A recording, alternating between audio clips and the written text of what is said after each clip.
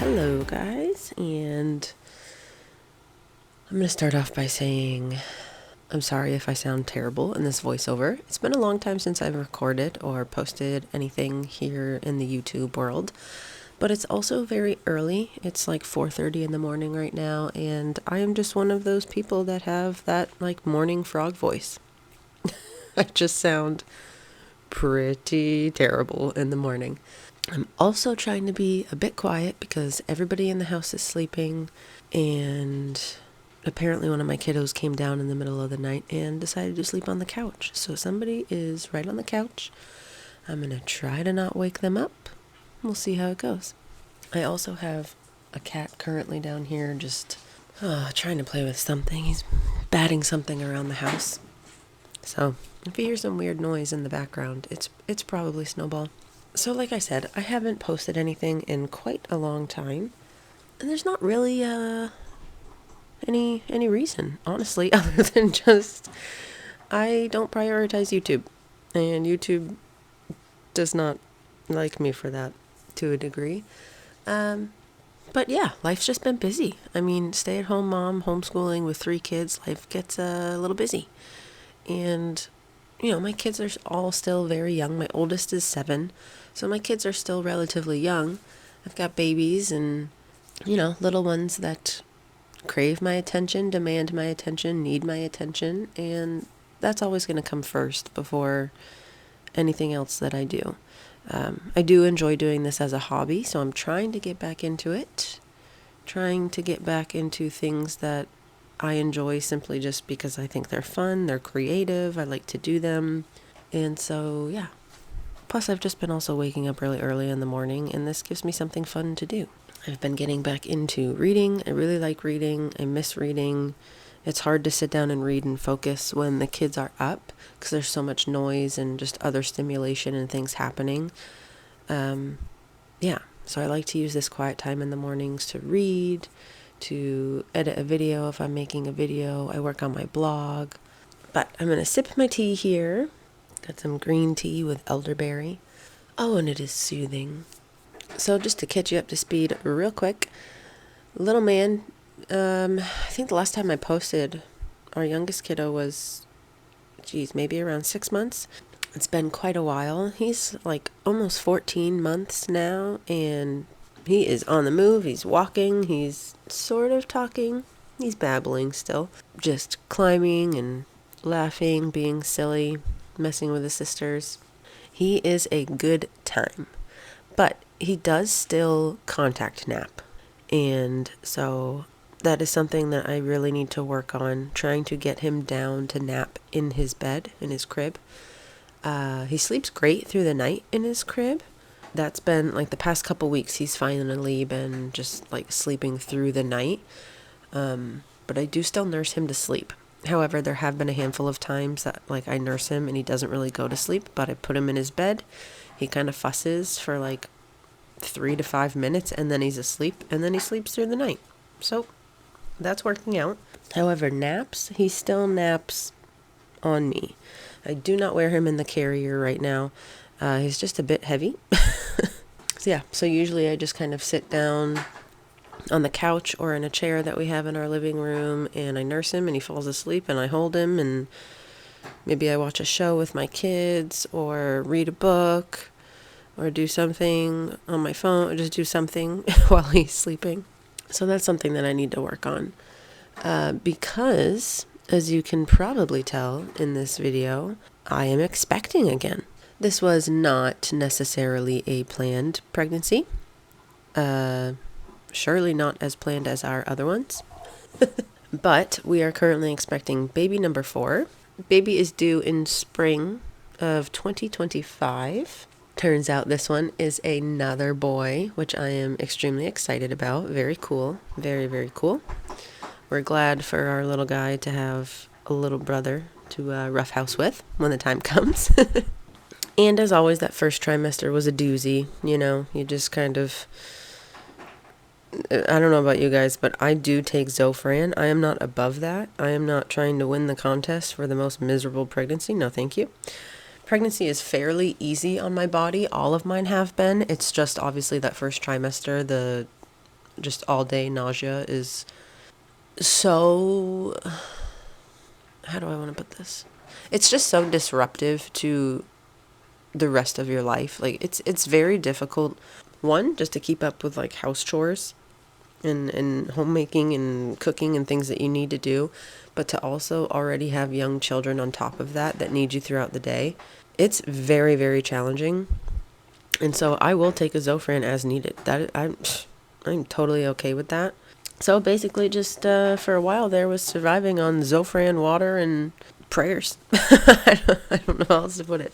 But I'm feeling really good. I'm back into making my sourdough, so I'm doing that regularly. I actually have a loaf starting now. I'm going to have to add salt to it soon. But I've been making sourdough. I've been feeling more productive. The nausea is gone. I'm about 17 weeks now. I might actually be 17 weeks today. So we're getting there. We're about halfway. Yeah. Sleeping arrangements are going to have to be changed. I don't know exactly what we're going to do because our youngest kiddo is still in our room right now, so we're going to have to switch things around. There's going to be lots of changes in the coming 6 months to a year. So in today's video, I filmed this when I was on day 3 of a 4-day migraine. If you know, you know. So my migraines are pretty bad, but not as bad as other people. I'm not like nauseous. I'm not throwing up. My vision isn't messed up. I don't get vertigo. There's some people that, have it very, very bad. My migraines aren't that bad, but they are still excruciating. Sensitivity to light and sound is very, very bad, and there's just no getting around that when you have children. Like I can't just go escape to a quiet, dark place and just stay there until I feel better. And it really it affects your mood. And when you're going to bed with a migraine and waking up with it again the next day, oh God, it just sucks. It just sucks. So this was day 3 of a 4-day migraine. It wasn't the worst day. I was able to get up and get some things done.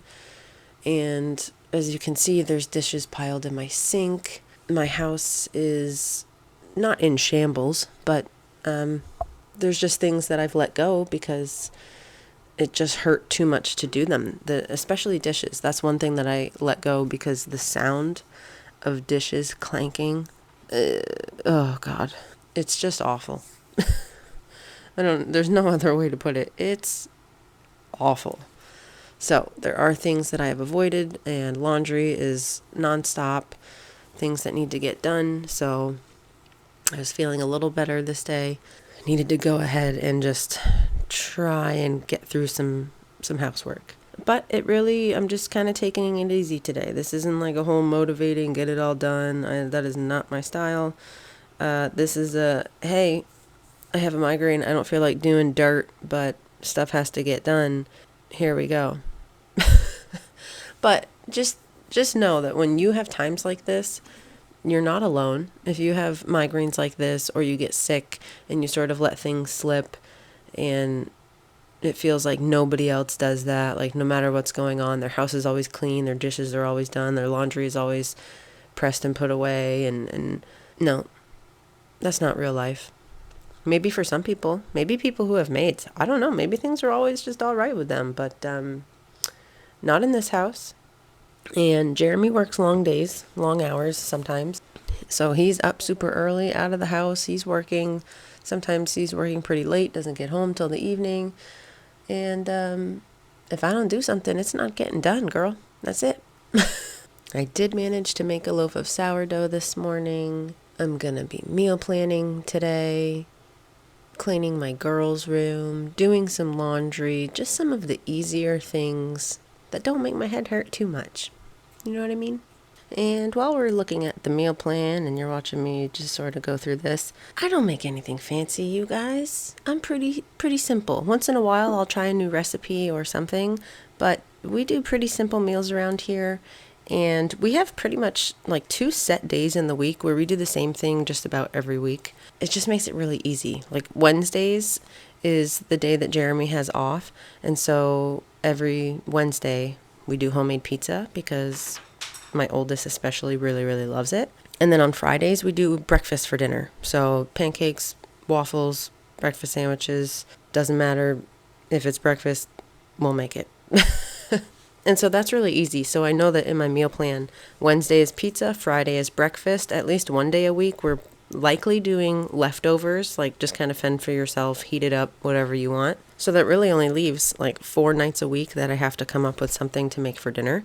I try and do fish once a week, red meat once or twice a week, and then we usually have a lot of chicken. So obviously chicken 1 or 2 nights a week, just depends on what we have. So this week's meal plan, let's do the rundown.